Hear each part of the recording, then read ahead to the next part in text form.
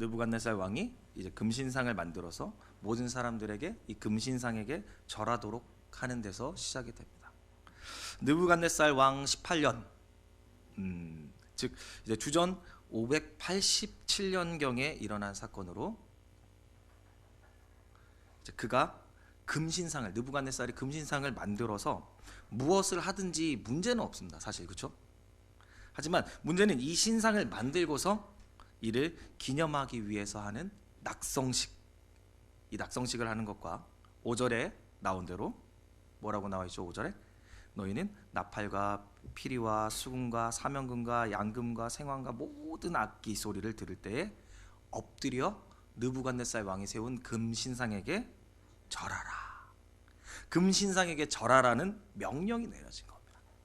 그런데 금신상에게 절하라는 이 명령은 권고사항이 아니에요. 우리 권고가 어떤 건지 잘 알죠? 우리 이제 권고가 됐잖아요. 명령과 권고는 엄연한 차이가 있죠. 예. 권고는 뭐죠? 엔간하면 하시든가, 그죠? 뭐 편한 대로 하세요가 권고입니다. 그죠? 하지만 명령이었다라는 거죠. 6절에 같이 봅니다. 6절 말씀. 자, 누구든지 엎드려 절하지 아니하는 자는 즉시 맹렬히 타는 풀무불에 던져 넣으리라. 그렇죠?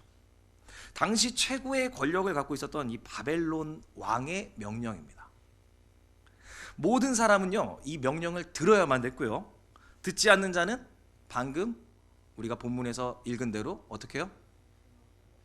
풀무에 던지는 이 비인간적인 행위를 서슴없이 저지르고, 근데 중요한 건 이게 당연시 여겨졌던 시대였다라는 거예요.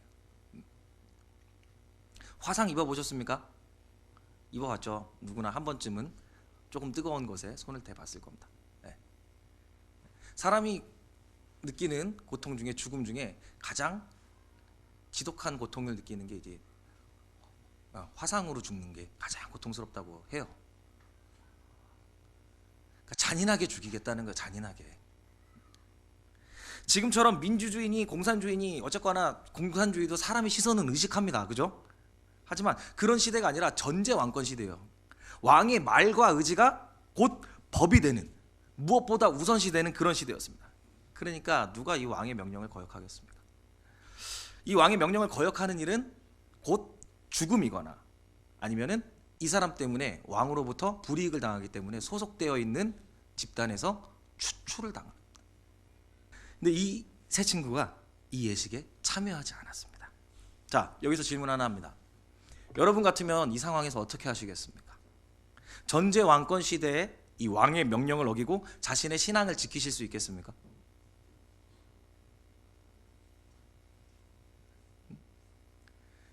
제가 한번 생각을 해봤어요. 저는 잘 모르겠는데 이 세 친구는 한번 비벼볼 수도 있지 않을까라는 생각을 왜 했냐면, 이 세 친구의 신분이 보통 신분은 아니라는 거예요. 자, 보십시다. 다니엘은요, 이때 당시에 뭐였어요?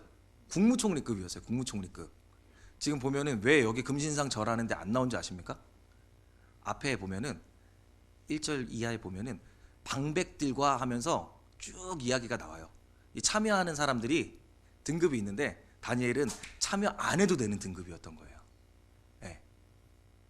그리고 지금 다니엘은 왕궁에 있는 상태입니다. 그렇기 때문에 자기가 정벌한 이 땅, 이 넓은 땅에 거기에다 보통은 5m 안짝의 신상을 세우는데 지금 30m짜리 신상을 확 세워버린 거예요. 그러니까 거기로 가갖고 쫙 이제 나의 위대함을, 나를 도운 신의 위대함을 이제 세워놓은 상태입니다. 근데 거기까지 국무총리가 나오면 어떡해요? 나라가 안 돌아갈 거 아니에요. 다니엘은 지금 빼고 있는 거예요. 그래서 대신에 지방직들은 다 와 한 상태라는 거예요. 그리고 세 친구는 지방을 다스리는 지방 장관 정도 되는 겁니다. 지방 장관.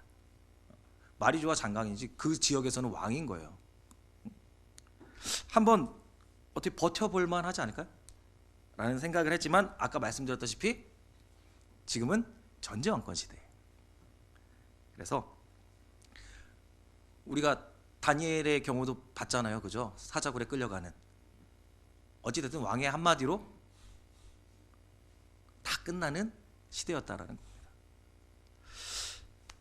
한 가지 더 생각해 봐야 될 부분은 바로 이 금신상의 상징성과 느부갓네살의 의도가 굉장히 중요한 겁니다. 뭐냐면 느부갓네살 왕은 당시 세계 최강의 정복을 통해서 그죠? 상당한 자신감을 갖게 됐고, 이 자신감이 발로가 되어서 자기 혹은 자기가 섬기는 이 신을 위해서 이런 성공에 대한 감사의 표시로 신상을 만들었습니다. 그리고 이 공적을 기리기 위한 이 낙성 예식에서 금신상에 절하게 했는데, 이 금신상에 절하는 이 낙성 행사가 어떤 의미를 갖고 있냐면 지방 권력들에 대한 절대 복종을 의미하는 거예요. 전제 왕권의 강화. 그래서 일부러 지방에 있는 자들을 다 끌고 모은 거예요. 왜냐면은 내가 통치할 수 있는 범위는 한정돼 있으니까. 하지만 내가 정복한 땅은 이만큼이나 있으니까 이만큼 멀리 떨어져 있는 자들 다 불러 모아서 절해라, 나를 섬겨라 라고 하는 전시용 행사였다라는 겁니다. 하나님보다 자신을 높이고 자신을 신격화하는, 하나님이 되고자 하는 이 인간의 더러운 본성을 극명하게 드러내는 일이었다라는 거예요. 자, 이 일에 동참하는 일을 여러분은 어떻게 하시겠습니까? 자, 그런데 이렇게 신앙을 지키려고 위험을 무릅쓰면 우리에게 어떤 일이 일어납니까? 하나님의 은혜와 은총과 하나님의 높이심과 하나님의 도우심이 막 나타나요? 8절 봅시다. 8절에 뭐라고 나와요? 그때 어떤 갈대아 사람들이 나와서 유다 사람들을 참사. 유다 사람들이 누구예요? 이 다니엘의 세 친구들. 여기에서 참소하다라는 표현은요, 국어사전에 이렇게 나와 있어요. 뭐라고? 남을 헐뜯어서 죄가 있는 것처럼 꾸며서 윗사람한테 고해서 바친다. 히브리어 원문을 살펴보면요, 케라치라는 중상, 모략하다 라는 단어와 아칼이라는 먹다라는 이 표현이 합쳐져 있는 단어예요. 누구를 씹어 먹다. 요즘 표현으로 하면 뭐예요? 뒤에서 씹다. 이 이야기예요. 이렇게 그들이 왕을 찾아가서 절하지 않은 자들을 왕에게 고소를 합니다. 왕이 했던 명령을 되짚어 가면서 뭐라고요? 왕이 말한 대로 저들을 풀무에 집어넣으십시오. 우리의 인생이 이렇습니다.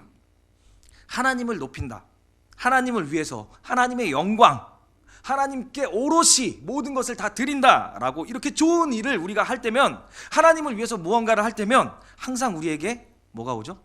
이런 시련이 닥쳐옵니다. 이러한 시련이 우리에게 다가올 때 우리가 지켜야 할 신앙의 자세가 있다라는 겁니다. 오늘 한 두 가지로 바라볼 텐데, 그 첫 번째가 바로 그리 아니하실지라도입니다. 그리 아니하실지라도. 이 세 친구의 왕의 명령에 대한 무시와 그리고 다른 이들의 기소에 느부갓네살 왕은 분노합니다. 하지만 이 세 친구가 열심히 일을 했나 봐요. 그래서 이 느부갓네살 왕이 기회를 한 번 더 줍니다. 그죠? 15절을 보죠. 뭐라고 말을 해요? 이제라도 너희가 준비하였다가 나팔과 피리와 수금과 사명금과 양금과 생황과 모든 악기 소리를 들을 때 내가 만든 신상 앞에 엎드려 절하면 좋거니와, 너희가 만일 절하지 않으면 즉시 너희를 맹렬히 타는 풀무불 가운데 던져 넣을 것이니 능히 너희를 내 손에서 건져낼 신이 누구이겠느냐 하니. 그렇죠? 예고 없이 죽여야 돼요. 원래 풀무로 고 해야 되는데 뭐예요? 선처를 해주는 겁니다. 선처를. 그들이 굉장히 귀한 재원이었던 거예요. 정말로 잘하고 있었던 거죠. 그러니까 선처를 했겠죠. 자, 이런 선처를 한 번은 했잖아요. 일단은 우리가 했잖아요. 하나님의 이름 앞에서 우리가 신앙을 지켰잖아요. 그때 왕이 뭐라고요? 죽을 줄 알았는데 왕이 선처를 해줘요. 알았는데 한 번 더 기회를 줄게 라고 할 때 우리는 어떻게 해야 돼요? 응? 지금이라도 기회를 준 이 왕에게 감사하면서 그가 하라는 대로 해야 됩니까? 솔직해지자고. 한 번 지켰잖아요, 신앙. 그런데 이 세 친구의 반응을 봅니다. 16절입니다. 사드락과 메삭과 아벳느고가 왕에게 대답하여 이르되 느부갓네살이여 우리가 이 일에 대하여 왕에게 대답할 필요가 없나이다.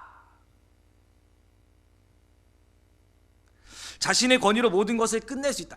조서에 찍힌 내용은 뭐 그 문자로 본 거니까, 글자로 본 거니까. 하지만 왕이 직접 눈앞에서 내가 용서해 줄 테니까 해라 이렇게 말하고 있는 이 권고에는 당연히 넘어오겠지라고 생각했던 이 왕의 생각에 하나님의 하나님 되심에 대한 도전에 그들은 뭐라고 대답을 해요? 대답할 필요가 없습니다 라고 대답을 합니다. 그리고 당당하게 그 이유에 대해서 말을 하죠. 17절 말씀입니다. 뭐죠? 왕이여 우리가 섬기는 하나님이 계시다면 우리를 맹렬히 타는 풀무 가운데서 능히 건져내시겠고 왕의 손에서도 건져내시리이다. 아멘.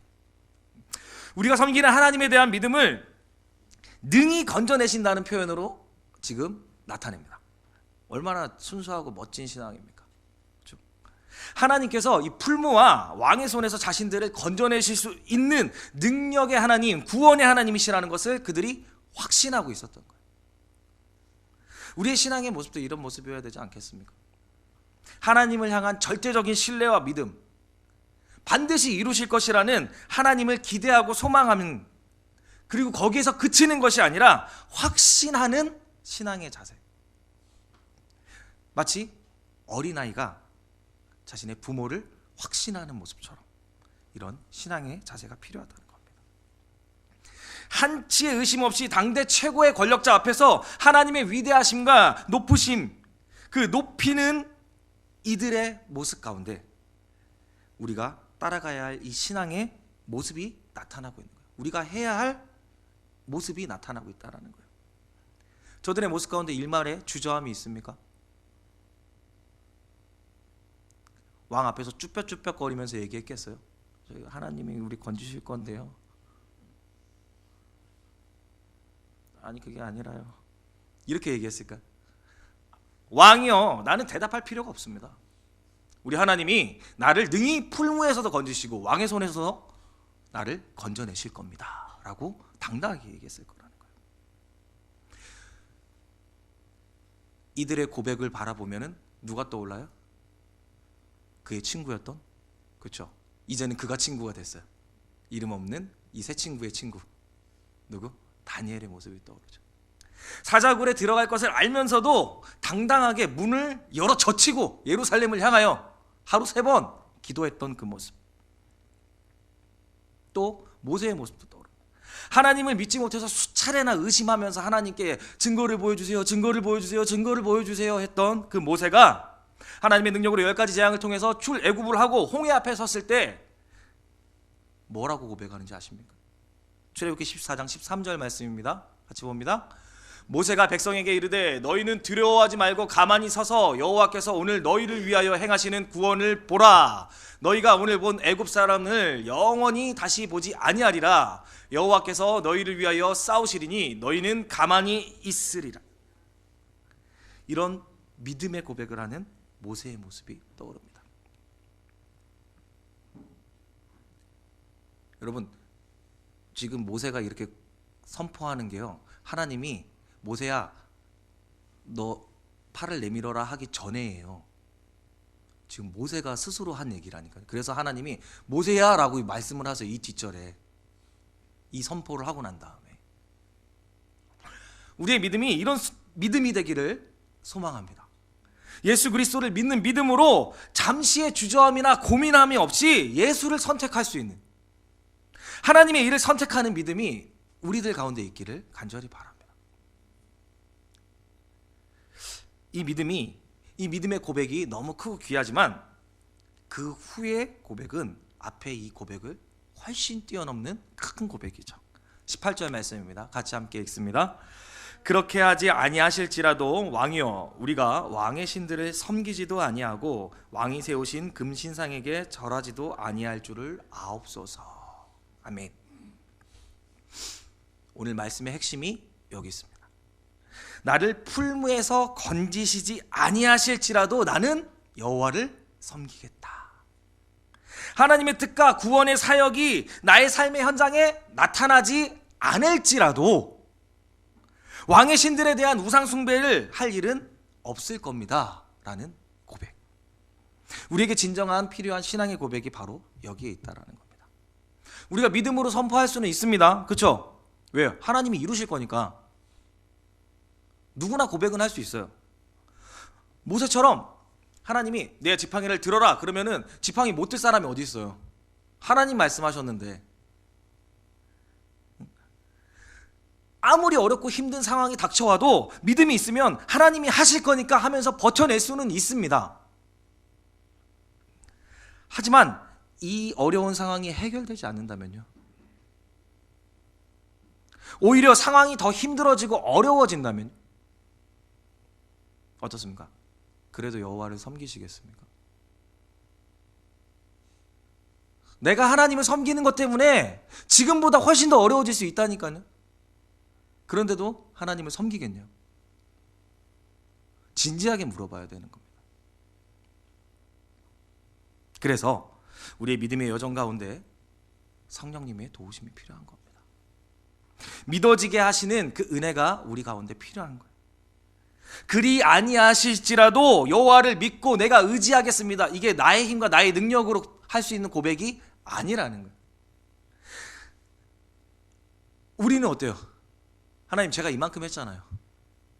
제가 교회도 열심히 나오고요, 제가 새벽 기도도 나왔고요, 제가 헌금도 이만큼 했고요, 제가 그렇게 어려워도 지금 졸려 죽겠는데도 오후 예배도 맨날 이렇게 참석하잖아요.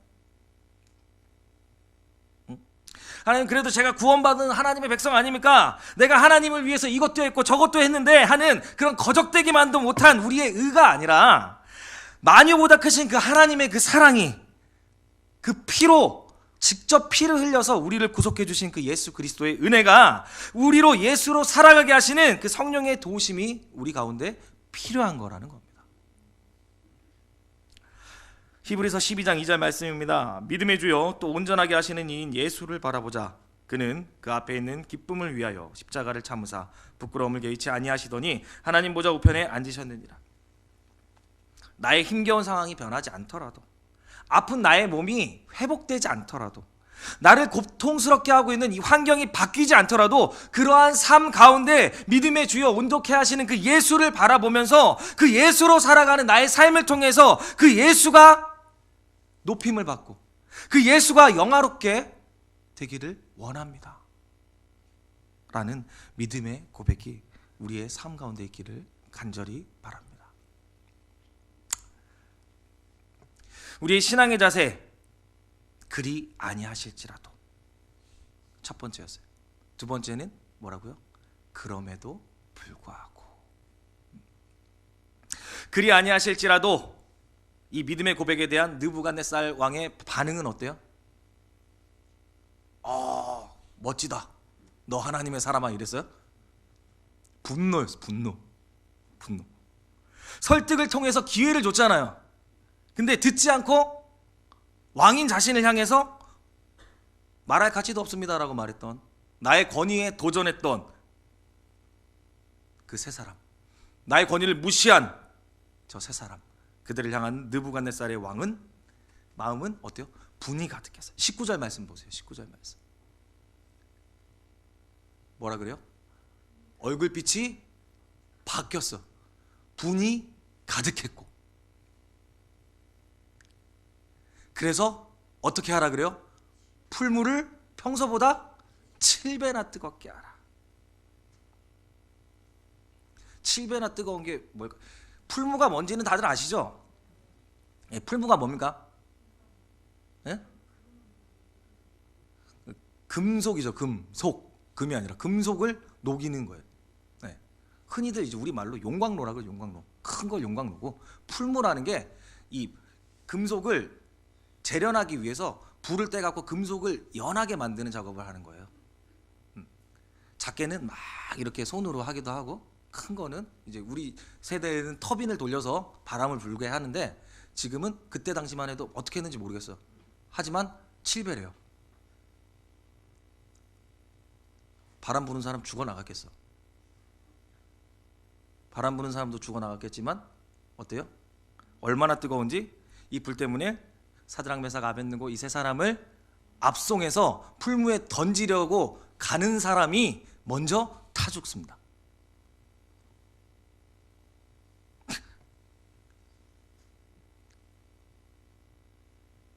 결박해서 데리고 가는 사람이 타 죽었다니까요. 이 세 사람은 어떻게 들어갔어요? 자기 발로 들어간 거예요. 그러니까 죽으래서 신앙 지키려면 가서 죽어 그랬더니 예? 하고 가서 죽은 거예요. 맞잖아요. 이들을 압송하는 사람이 먼저 죽었잖아요. 그러면 자기네들이 어떻게 갔겠냐고. 거기서 버티고 있어도 아무도 못 올 텐데. 하지만 자기 발로 들어간 거예요. 자기 발로 죽으러. 자, 그리고 분명히 풀무 속에 몇 명이 빠졌죠? 세 사람이 빠졌는데 그 속에 네 명이 걸어 다닙니다. 그리고 그 넷째 모양이 신의 아들과 같았다고 하죠. 이러한 상황 속에서 느부갓네살은 하나님의 종인 이 세 사람을 그 풀무 속에서 불러낼 수밖에 없었던 거예요. 결국 그 뜨거운 풀무 속에서 이 세 사람은 아무런 해도 받지 않고 나오는 그 하나님의 구원의 역사를 경험하게 됩니다. 27절 말씀을 같이 한번 읽어봅시다. 시작. 총독과 지사와 행정관과 왕의 모사들이 모여 이 사람들을 본즉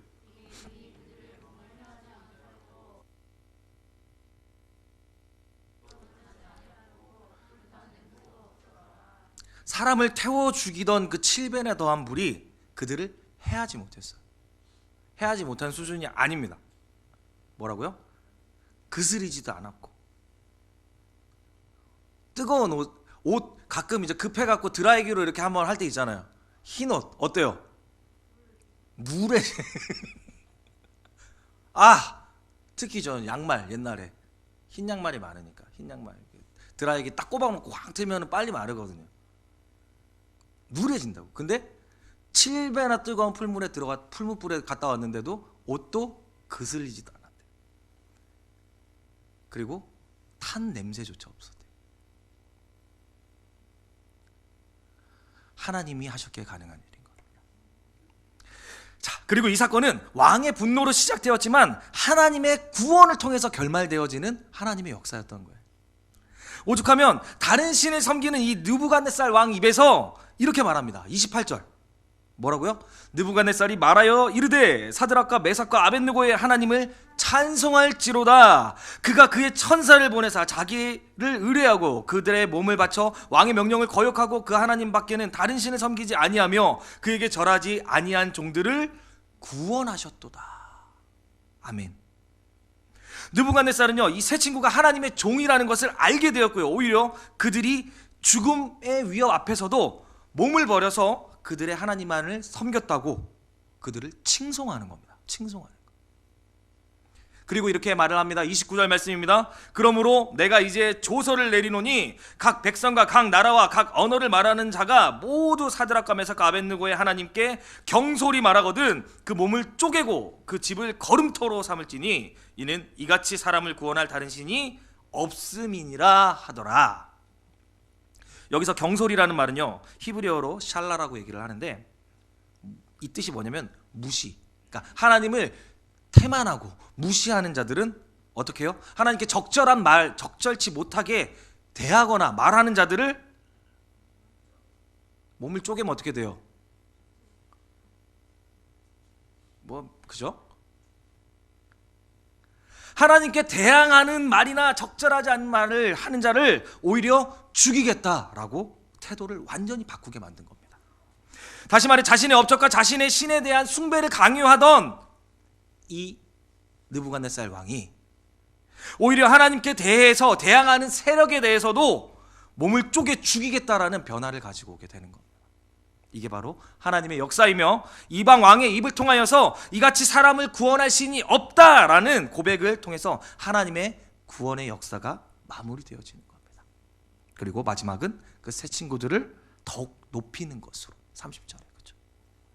그 믿음의 사람들의 형통함으로 끝이 납니다. 먼저 하나 바라는 것은 우리가 일반화의 오류에 빠지지 않기를 바라요. 저들의 믿음의 고백이 있었기 때문에 하나님께 구원받았다?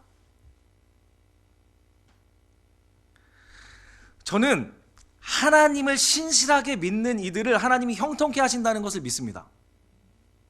아니, 오히려 이런 극적인 하나님의 신비를 바라고 간구하는 사람이에요. 제발 나에게도.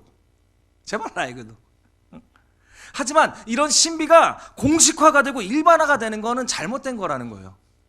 그건 각자가 경험했던 하나님인 거지.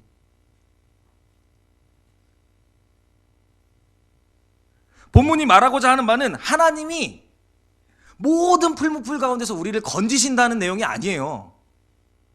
하나님이 주권자이시고 우리는 그저 그분의 피조물일 뿐이다 라고 얘기를 하고 계신 거예요. 하나님이 주인이시고 우리는 그저 종일 뿐이다 라는 것을 강조하면서 우리에게 위로를 주시는 겁니다. 오늘 본문처럼 큰 기적이 일어나지 않을지라도, 우리의 삶 가운데 이 큰 기적이 재현되지 않을지라도 중요한 것은 하나님이 우리와 함께 하신다는 거예요. 어떤 상황 속에서도 우리가 어떤 어려운 상황 가운데 처해 있을지라도 하나님이 우리와 항상 함께 해주신다는 게 중요한 거예요. 그래서 풀무 가운데 4명이 있는 겁니다. 25절 말씀 다시 한번 봅시다. 왕이 또 말하여 이르되 내가 보니 결박되지 아니한 4사람이 불 가운데로 다니는데 상하지도 아니하였고 그 넷째의 모양은 신들의 아들과도 같다고. 그 4번째 사람의 모습은 뭐래요? 신들의 아들과 같다.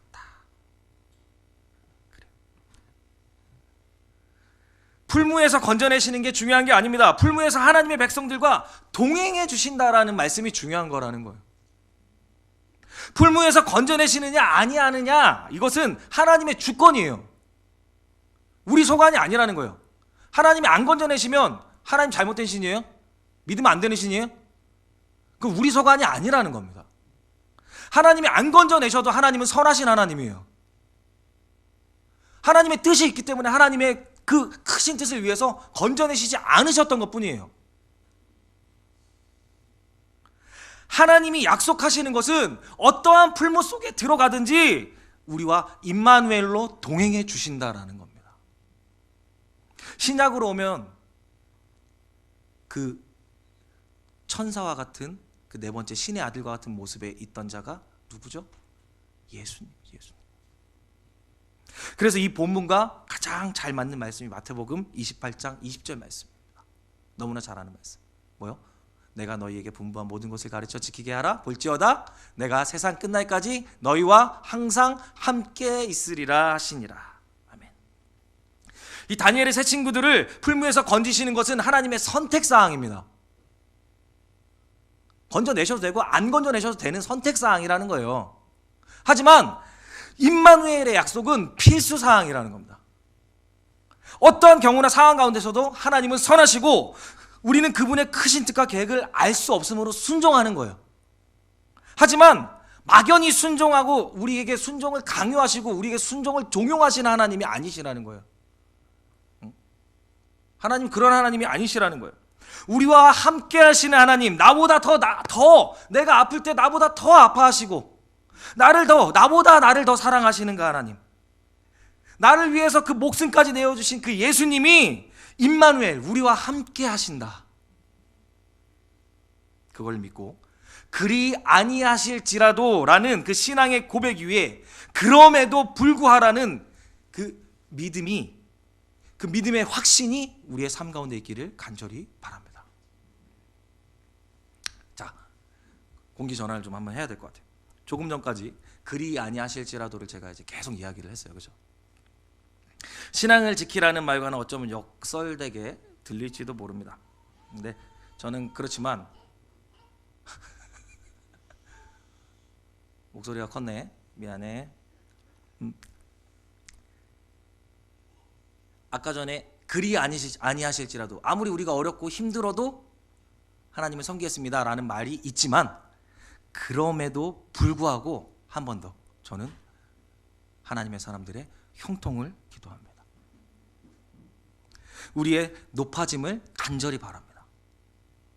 단순히 나 자신의 안위와 평안을 위한 높아짐이 아니라 우리의 삶을 통하여서 선한 영향력을 일으키기 위해서 우리가 높아져야 되고 형통케 되기를 원한다라는 거예요.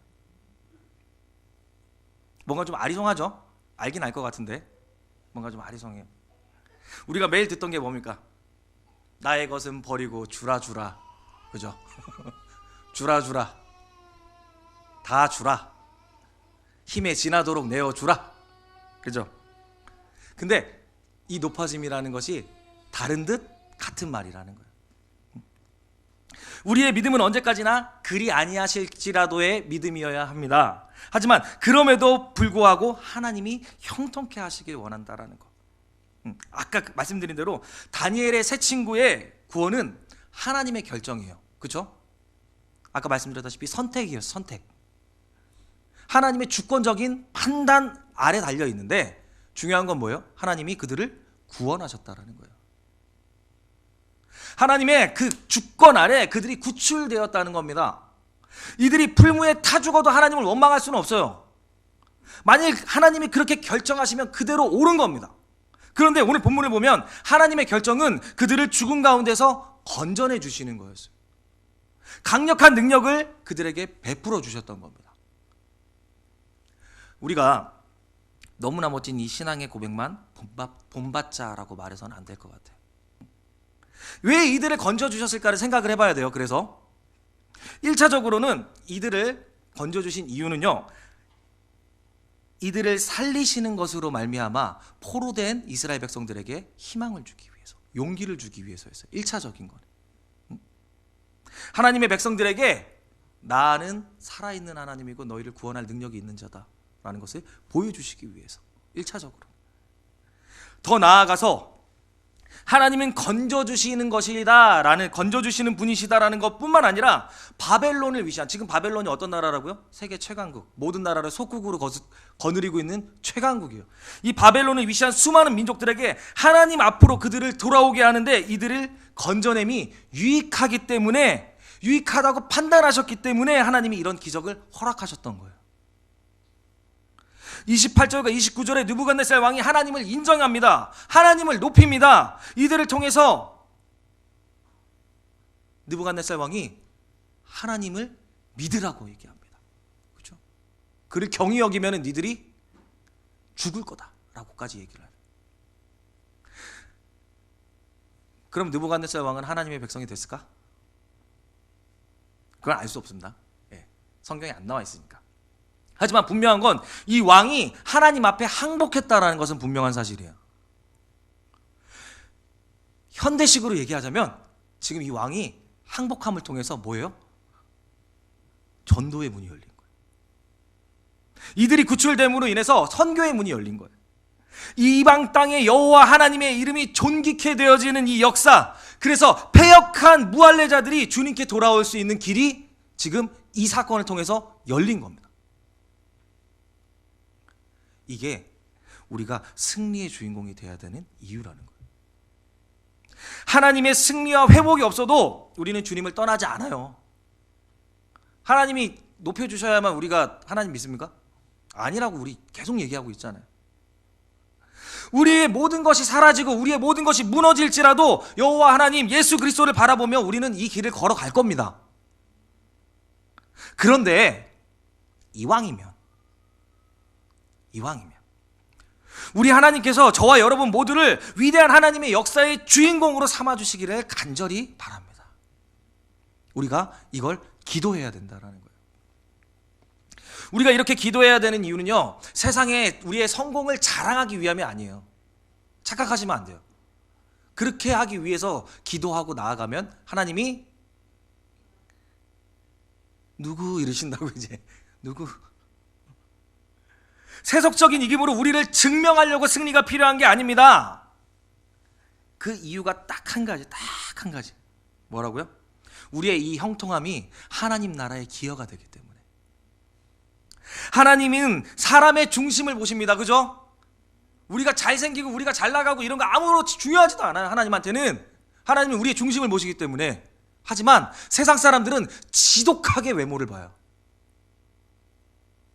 그들이 어떻게 살아가고 있는지를 봐요.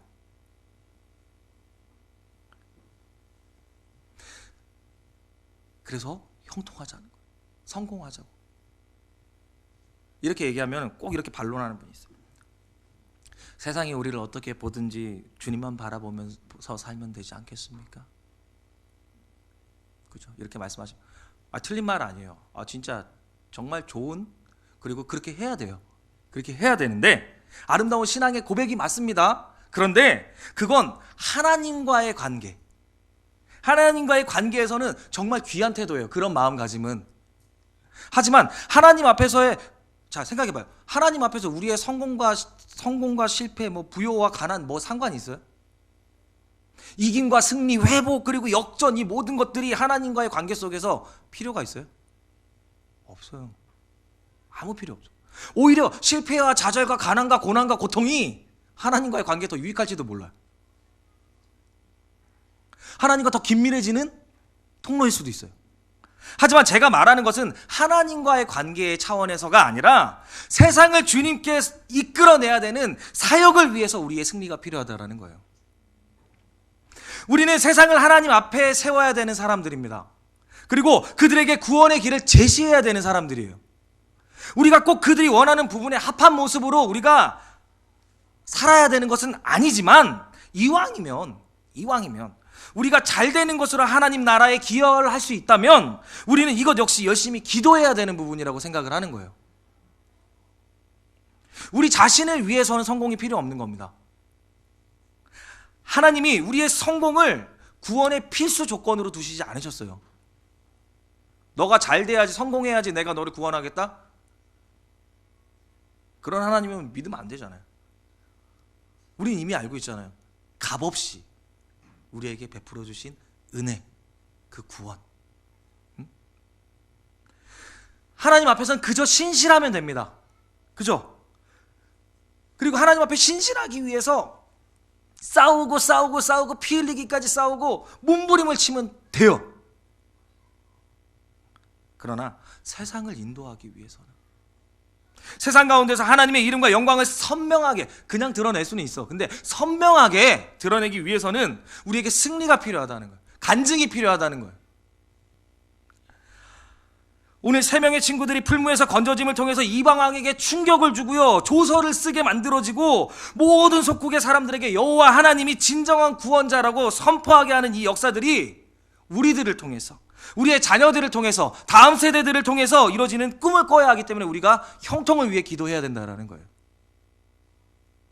하나님의 구원과 능력을, 그 도우심을, 그 축복을 우리가 간구해야 되는 거예요. 필요가 있다는 거예요. 항상. 제가 지금 말을 하는데 자꾸 눈빛이 이상해지는데 저 기복주의 얘기하는 거 아니에요. 제가 여기 와서 이런 설교 한 번이라도 한 적 있어요? 없잖아요. 근데 2023년에 꼭 한 번은 하고 싶어갖고, 그냥 무턱대고 복받아라, 예수 믿고 복받아라 이거 아니고 분명한 이유와 선명한 이유를 설명하고 있잖아요. 내가 그래서 세상의 기준으로 잘 되라는 말이 아닙니다. 크게 부자가 돼서 축복받았다고 그냥 떵떵거리면서 살아라, 이게 아니에요. 이 말씀의 초점은 우리가 살아가는 목적이 하나님을 드러내는 데 있다라는 거예요. 큰 것이든 작은 것이든 세상 가운데 하나님을 입증하는데 우리의 초점이 있어야 된다라는 거예요. 그것을 위해서 우리가 하나님의 선한 능력을 체험하고 경험하고 누리고 그것을 간증할 수 있을 때 하나님의 위대한 계획이, 그 전도의 선교의 문이 열리게 될 것이라는 겁니다. 그래서 선한 능력으로 우리를 일으켜 주시옵소서. 우리 자녀들을 세워 주시옵소서. 우리 교회를 일으켜 주시옵소서 하고 우리가 기도해야 된다라는 거예요. 우리의 자녀들이 잘 먹고 잘 살고 사람들 앞에서 떵떵대고 살아가게 하기 위한 것이 아니라 우리의 자녀들이 우리보다 더 강력하게 하나님의 빛을 드러낼 수 있는 하나님의 사람으로 자라나게 해달라고 형통을 빌어야 된다라는 거예요. 나의 못 푸른 수건을 위해서 우리 자녀들을 위해 기도하는 것이 아니라 하나님의 영광을 드러내는 하나님의 사람이 되게 해달라고 저들을 축복하며 기도해줘야 된다라는 거예요. 말씀을 마칩니다. 우리 하나님께서 세상적인 성공과 승리를 주시지 않아도 우리는 하나님을 신뢰하면서 걸어갈 겁니다. 그리 아니하실지라도 주님을 우리는 신실하게 따라갈 겁니다. 그러나 그럼에도 불구하고 이왕이면 우리에게 하나님의 선한 능력의 주인공이 되는 귀한 은혜를 주시기를 간절히 바랍니다. 그 은혜 가운데, 그 역사 가운데 세상을 설득하는 사람들로 우리가 쓰임받기를 원합니다. 이를 위해서 날마다 간구하면서, 사랑하는 자녀들을 축복하면서 이 땅 가운데 하나님의 살아계심을 드러내고 증거하면서 살아갈 수 있는 저와 여러분 되길 간절히